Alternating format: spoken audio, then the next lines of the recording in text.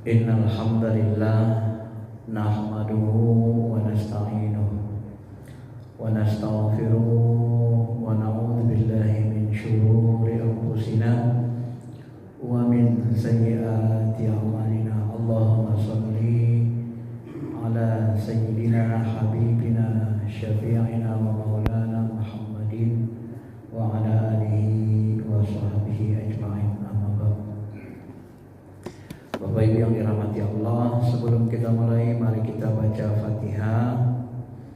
Kita niatkan mudah-mudahan dengan Fatihah ini kita bisa menggapai ridha Allah, dibukakan pintu mata hati kita, juga disampaikan Allah kepada Nabi kita Muhammad SAW, kemudian kepada para sahabat, keluarga beliau, sahabat, guru-guru kita, khususnya Syekh Abdul Qadir Jilani, karena buku beliau kita baca pada pagi ini, pada Nabi Khidir, para wali-wali Allah semuanya.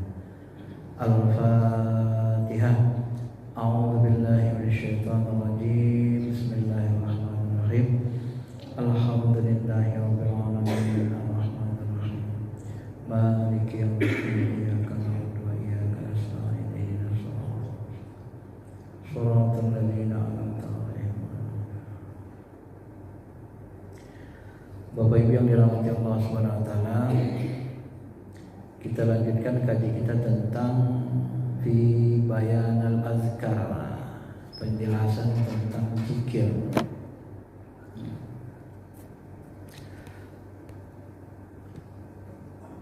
Allah Subhanahu wa taala berfirman, wa dzkuru kama hadakum. Ya, berzikirlah engkau, berzikirlah kalian sebagaimana yang ditunjukkan Allah kepada kalian cara zikirnya. Kata beliau, ila maratib zikrakum. Zikir itu sesuai dengan maratibnya, martabatnya ya. Qala Nabi sallallahu alaihi wasallam, afdalu ma aqulu ana wa ma qalahu an-nabiyyuna min qabli la ilaha illallah. Zikir yang paling afdal, yang paling afdal yang aku katakan dan seluruh nabi-nabi sebelumku, kata beliau, adalah zikir dengan lafaz la ilaha illallah. Ini zikir paling afdal. Fa kullu maqam martabah khassah. Adapun makomnya, makom-makom zikir itu, tempat-tempat zikir itu, dia memiliki cara khusus, imma jahran al khafiyan. Ada zikir yang jahar, ada zikir yang khafi, tersembunyi.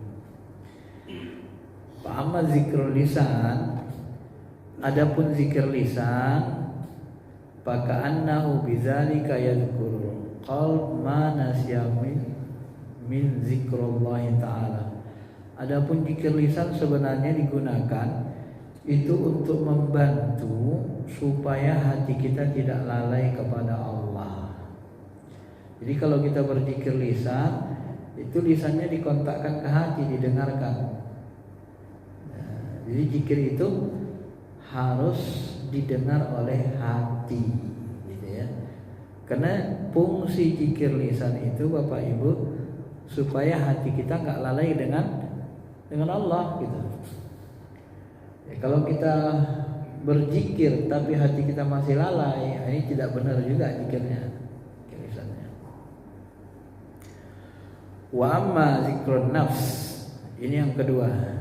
Adapun zikir nafs itu bahwa zikr ghaira masmu' bil huruf was shaut.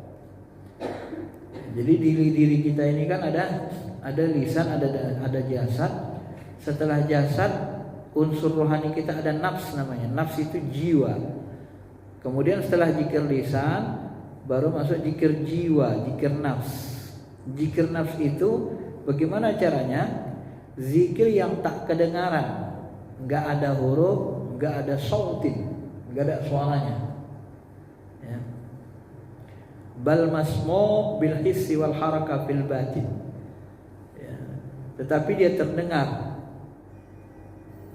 dalam hati kita, bil hissi, ya, terdengar, mahsus, sesuatu yang hati kita bisa menyentuhnya, mendengarnya, dan gerakannya ada dalam hati. La ilaha illallah, tapi nggak dengar, nggak bersuara dalam hati kita, dalam nafs kita, jiwa kita.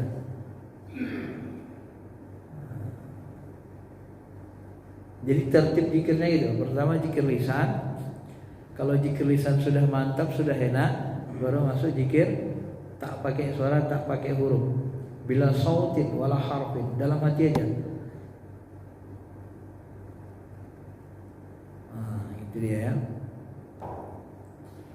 Ini tertibnya, marotibnya ya, makom-makom zikir. Yang ketiga, wa amma zikrul qalb. Ini masuk lagi ke dalam, setelah lisan, jiwa, baru masuk ke qalbu, zikir qalbu. Apa zikir qalbu? Fa huwa mulahazah qalbu fi domiri minal jalal wal jamal. Maksudnya apa? Zikir qalbu itu adalah zikir yang mulahazatul qalbi, ya. Zikir dengan menggunakan lisan hati, mulahazah berkaitan dengan hati ya, bidomirihi, untuk menggali atau mendapatkan rahasia-rahasia tersembunyi minal jalal, dari keagungan Allah, wal jamal, dan dari keindahannya ya. Jadi zikir hati itu zikir yang lisan qalbi, lebih dalam lagi. Misalnya kita lihat la ilaha illallah itu, kita rasakan dalam hati, lalu kita rasakan keagungan Allah ya. Bisa juga dengan kita bayangkan kebesaran alam semesta ini, keagungan Allah ya, keindahan alam ini, keindahan langit, dalam hati kita terbersih ya, ketika kita mengucapkan la ilaha illallah, la ilaha illallah, la ilaha illallah, tapi gak bersuara, dalam hati. Hati kita mandang alam semesta ya, merasakan keagungan Allah. Jadi zikir hati itu menghidupkan rasa yang ada dalam hati, dalam qalbu kita, sehingga nanti kalau dia sudah mantap, idza dzukirallahu wajilat qulubuhum. Kalau zikir hati sudah mantap, sudah terasa keagungan Allah, keindahannya, maka apabila disebut nama Allah, mulailah hati kita gemetar ya. Jadi ciri-ciri orang yang hatinya hidup, rasa yang di hatinya hidup, ciri-cirinya apabila disebut nama Allah, hatinya gemetar. Kalau belum gemetar disebut nama Allah, ini hatinya belum hidup. Kalau hati belum hidup, hampir bisa dipastikan ibadahnya nggak nikmat, sholat nggak nikmat, zikirnya nggak nikmat, biasa saja Pak. Itu ya.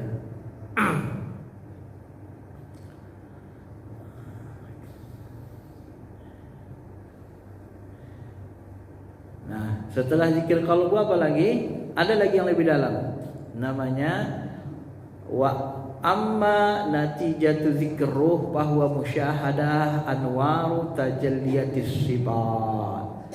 Baru masuk ke zikir ruh.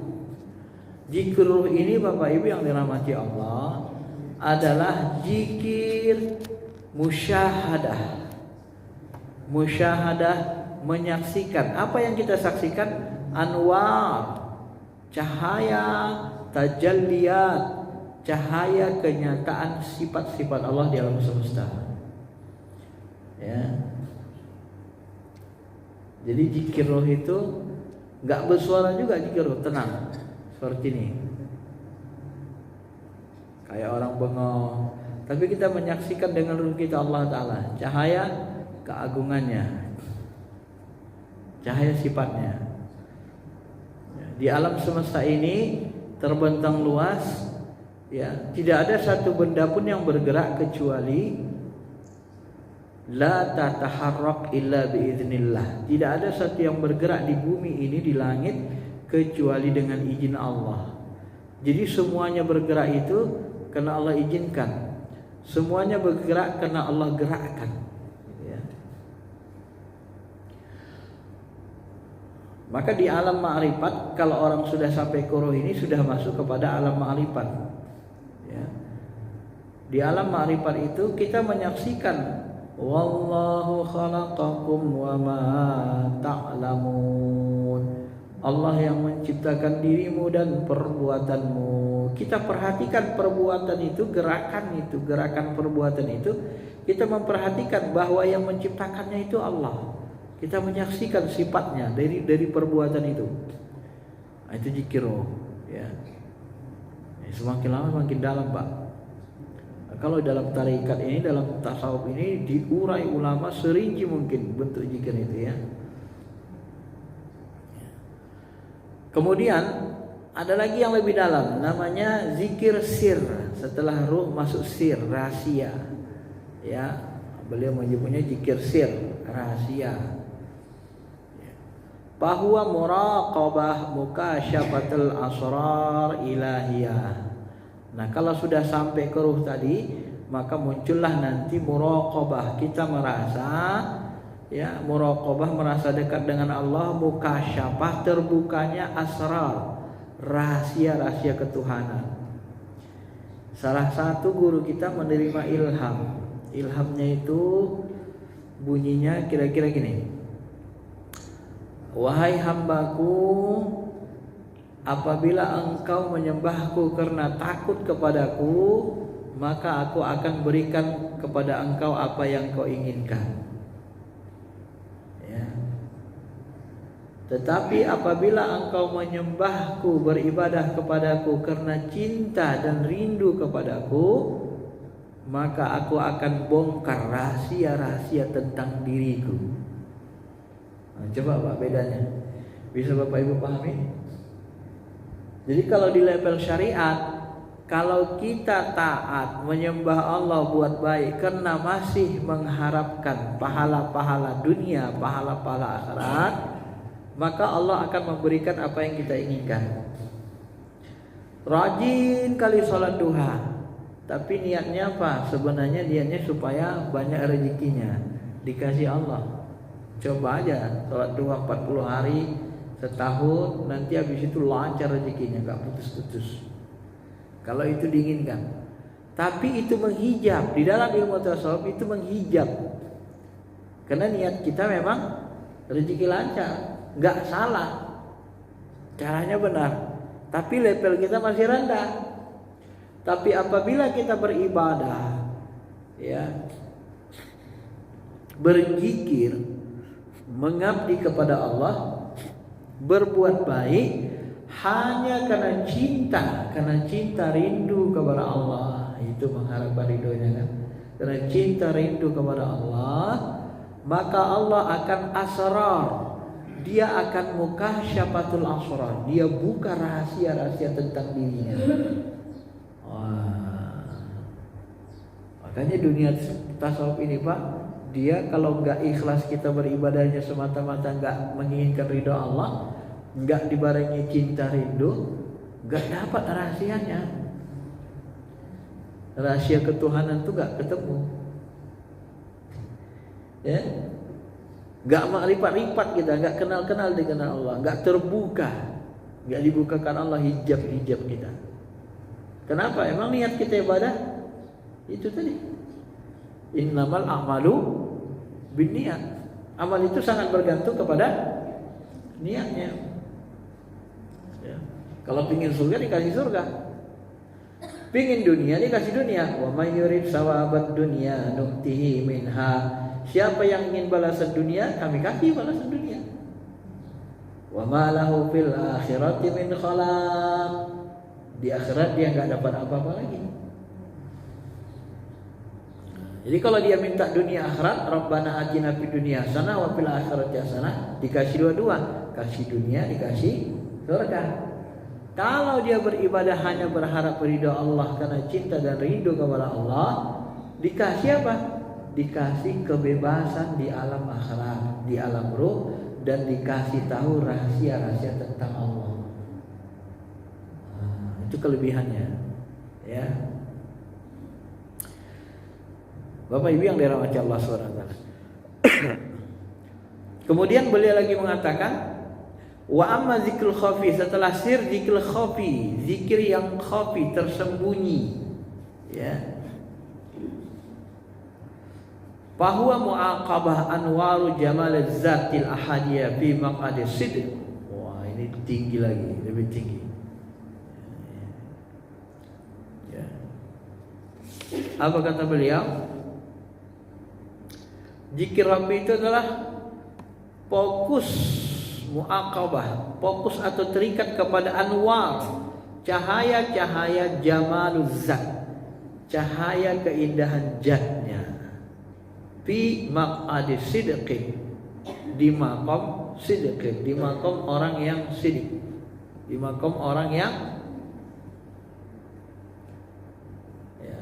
yang selalu berbuat benar, ya.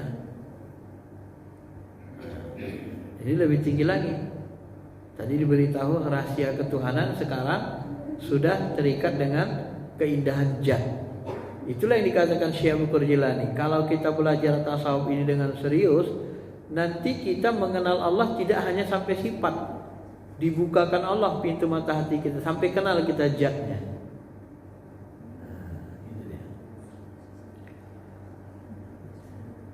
Kita masih jauh nih Pak kan. Ini level apa tadi? Level nafs sama qalbu, ruh saja pun masih kocar kacir masih kan. Nah ini, jadi kita jelaskan begini masih pengetahuan saja untuk motivasi, ya. Wa amma zikri akhfal khafi, ada lagi zikir yang paling tersembunyi.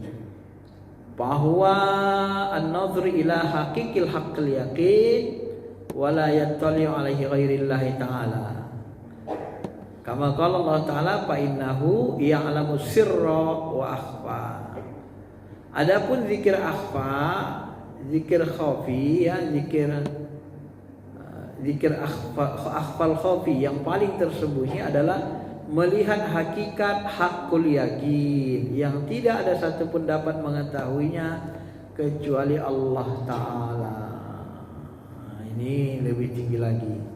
Sebagaimana Allah katakan, Allah lah yang mengetahui sir yang tersembunyi dan yang paling akhfa, tersembunyi, yang rahasia dan paling tersembunyi.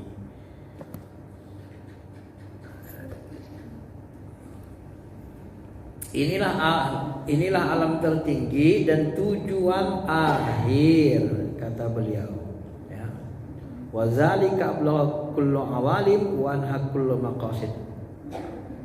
Jadi yang dituju dari zikir-zikir ini nanti, inilah puncak alam-alam yang dituju dan hujung dari yang dimaksud, yang diinginkan. Ya.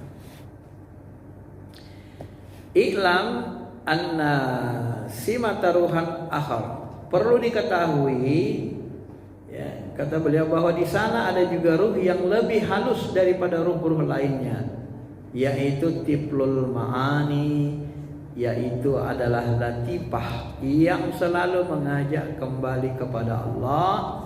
Sebagian sufi besar mengatakan bahwa ruh ini tidak dimiliki oleh sembarang orang, hanya orang-orang khawas yang memilikinya berdasarkan firman Allah, yulqir ruh min amrihi ala may yasha. Allah menetapkan ruh atas perintahnya kepada siapa yang dia kehendaki. Nah, ini pula, ya.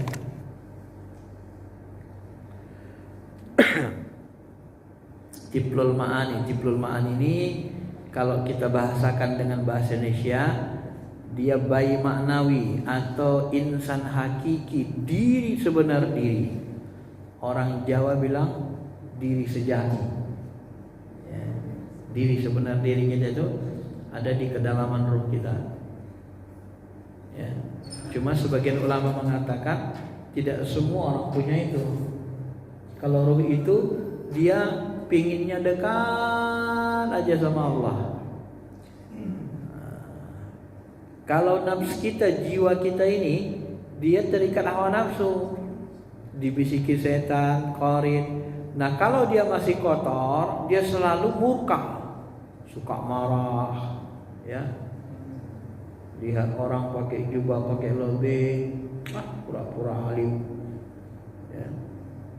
Lihat orang bersedekah, ria-ria sedekah pun ditunjuk-tunjukin. Semua dia marah, semua marahnya Pak. Ini kalau jiwanya masih kotor, belum bersih, ya.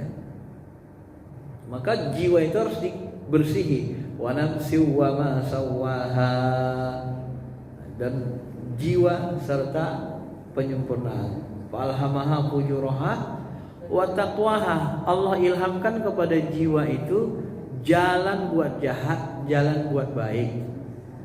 Qad aflaha man zakkaha. Beruntunglah orang-orang yang membersihkannya. Nah, salah satu tugas ruh Tiplul Ma'ani ini membersihkan hati, membersihkan qalbu, membersihkan jiwa. Nah, kalau jiwa tidak dibersihkan, nanti dia dipanggil dalam keadaan kotor. Maka dia tidak berhak menyandang nafsul mutmainnah. Ya ayatuhan nafsul mutmainnah, wahai jiwa yang tenang. Jiwa yang tenang itu jiwa yang sudah dibersihkan ruh, dibersihkan tiplul ma'ani, dibersihkan qalbu. Itu dalam ilmu tasawuf. Kalau sudah dibersihkan, dia diajak ke Allah, bersih dia, dekat ke Allah. Karena tiplul ma'ani ini maunya dekat aja sama Allah. Ya, dia merindukan Allah, dekat sama Allah. Jasad ini penjara sama dia. Itu yang disebut ad-dunya sijilul mukmin. Dunia ini penjara bagi orang beriman. Dia penjara bagi tiplul ma'ani. Karena dia dipenjara di dalam kerengkeng hawa nafsu, dalam kerengkeng nafsu yang kotor, yang disuruh dibersihkan, ya. Maka ruh kita ini terjepit sebenarnya tiplul ma'ani. Dan maka kalau kita rajin berzikir dengan marotib ini, nanti satu saat kita akan melihat tiplul ma'ani itu. Tiplul ma'ani itu dia seperti manusia ruhani, cahaya di dalam hati kita. Kalau Allah berkenan membukakan pintu mata hati kita, kita akan melihat dia seperti bayi kecil, dan dia kemudian besar seperti cahaya indah, cantik. Wah. Dalam bab lain dikatakan Syekh Abdul Qadir Jilani, itulah yang disebut dengan suratir rahman, yang dikatakan Nabi dalam sebuah hadis, ya, bahwa Allah Subhanahu wa taala khuliqad Adam fi suratir rahman. Adam diciptakan dalam bentuk Ar-Rahman. Maksudnya apa? Suratir Rahman itulah tiplul ma'ani itu. Itu bentuk kesayangan Tuhan yang paling indah dalam diri kita, sifatnya. Ya. Itu sifatnya itu yang paling dekat dengan zatnya, paling kenal dengan zatnya. Ya. Itulah yang wa nafakhtu fihi min ruhi. Oleh sebagian ulama disebut itulah ruh yang tidak diciptakan tapi ditiup, ya, ditiupkan. Maka nanti kalau kita meninggal Bapak Ibu, yang dipanggil apa? Jiwa. Ya ayyatuhan nafsul mutmainnah, wahai jiwa yang tenang. Yang dipanggil jiwa, ya, bukan ruh sebenarnya, jiwa. Kullu nafsin dha'iqatul maut. Setiap nafs pasti mati. Yang mati nafs, bukan ruh. Ruh gak mati. Ruh dikekalkan Allah. Nah, kalau kita rinci begitu ayatnya Pak dalam Quran. Ya. Bapak Ibu yang dirahmati Allah Subhanahu wa taala. Kemudian kata beliau, ruh yang tiplul ma'ani ini, wa hadzal ruh mulazimatu ala alamul qudrah. Ya, tiplul ma'ani ini selalu ada di alam qudrah. Dia selalu menyaksikan zat di alam hakikat hingga tak pernah berpaling dari Allah. Ya. Wa musyahadah alam hakikat la taltafit ila ghairillah. Kama qala Rasulullah SAW, ad-dunya haram ala ahli al-akhirah wal akhiratu haram ala ahli dunya wa huma haramani ala ahlillah. Dunia ini haram bagi ahli akhirat. Orang yang mau mendapatkan akhirat, dia harus mengharamkan dirinya dari larangan-larangan dunia. Dan orang yang wal akhirat haram ahli dunia, dan akhirat itu haram bagi ahli dunia. Orang yang mencari dunia nggak perlu akhirat, maka dia haram mendapatkan kebaikan akhirat. Wahuma haramani ala ahli akhirah. Dan untuk orang-orang ahlillah, keluarga Allah, itu haram dunia dan akhirat. Maksudnya apa? Nggak boleh kita beribadah itu, Pak, mengharapkan balasan dunia atau balasan akhirat. Kalau mau sampai ke Allah, itu tingkat ikhlasnya luar biasa. Ya harus seperti tadi, karena cinta rindu dengan Allah, karena ridho. Nggak boleh minta surga lagi. Itu yang dialami Nabi Adawiyah. Ya Allah, aku menyembahmu ini bukan karena takut kepada nerakamu, bukan karena pengen surga. Kalau aku takut ke nerakamu, benar aku masukkan ke neraka. Kalau pengen surga, gak usah aku masukkan ke surga. Ya Allah, aku menyembahmu semata-mata karena cinta dan rindu kepadamu. Itu kalau sudah sampai ke tiplul ma'ani, pasti rasa kita seperti itu.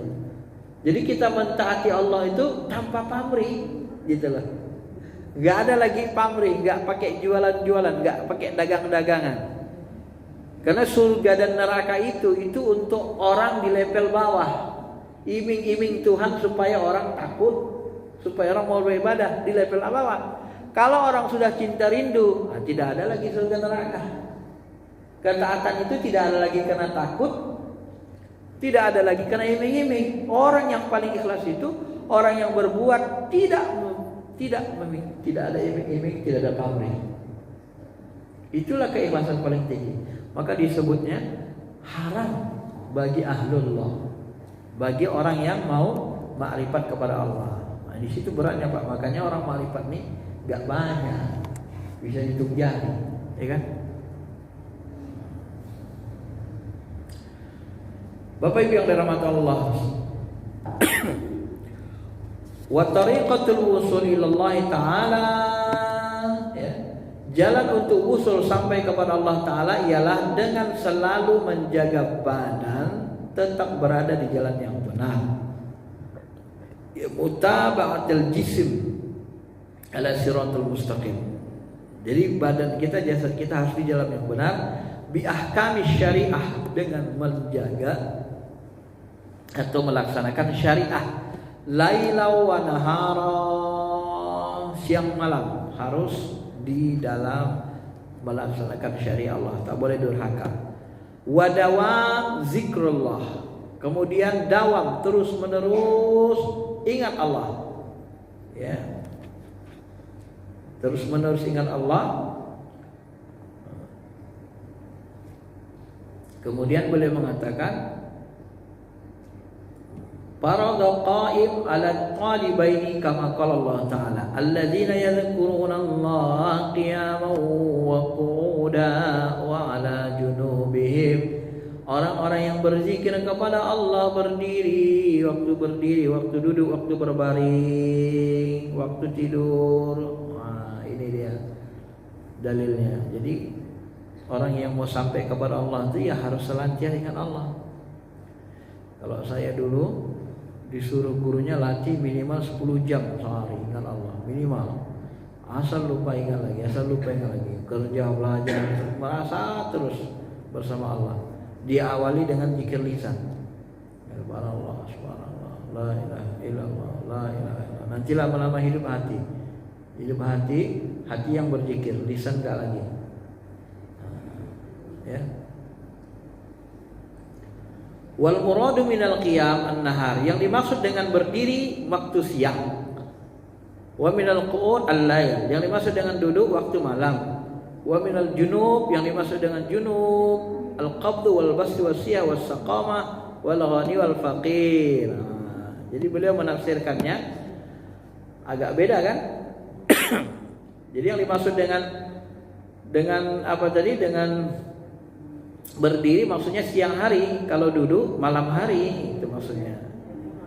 Nah, kalau yang dimaksud dengan apa junub berbaring itu adalah wal qabdu, waktu dalam sempit, wal bastu, waktu dalam senang lapang, wasihah, waktu dalam sehat ingat Allah, waktu dalam saqamah, dalam keadaan sakit atau kena bencana musibah, wal ghina, kondisi kaya, wal faqir, kondisi fakir, ya.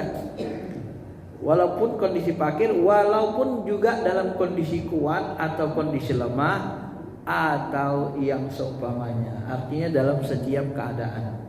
Ya. Nah, inilah yang dijelaskan beliau tentang bab zikir, ya, maratib zikirnya, level-level zikirnya. Jadi kita ambil kesimpulan Bapak Ibu, zikir itu jadi berapa level ini? Lisan 1, la ilaha illallah, la ilaha illallah. Fungsi lisan ini mengingatkan hati supaya ingat Allah ya. La ilaha illallah, la ilaha illallah. Baru zikir nafs, zikir jiwa. Zikir jiwa. Jiwa itu penghubung antara ruh dengan jasmani. Zikir jiwa itu, nafs itu bisa juga termasuk zikir nafas, keluar masuk. Jadi ketika pas kita keluar masuk kita berzikir, ya. Baru zikir qalbu itu zikir rasa, nggak pakai suara juga. Allah terasa nih, la ilaha illallah, illallah, enak ya kan, kayak makan sesuatu yang sangat nikmat sekali dalam hati. Baru zikir ruh, menyaksikan tajalli anwar. Kita saksikan alam semesta ini cahaya keagungannya luar biasa. Ya. Jadi ada zikir lisan, zikir nafs, zikir qalbu, zikir ruh, zikir sir 5, khafi 6, akhfal khafi 7. Jadi 7 tingkat beliau uraian maratibnya. Baik, saya kira itu saja penjelasannya. Kita bahas satu-satu bab, satu-satu pasal. Ya. Silakan kalau ada yang mau bertanya Bapak Ibu.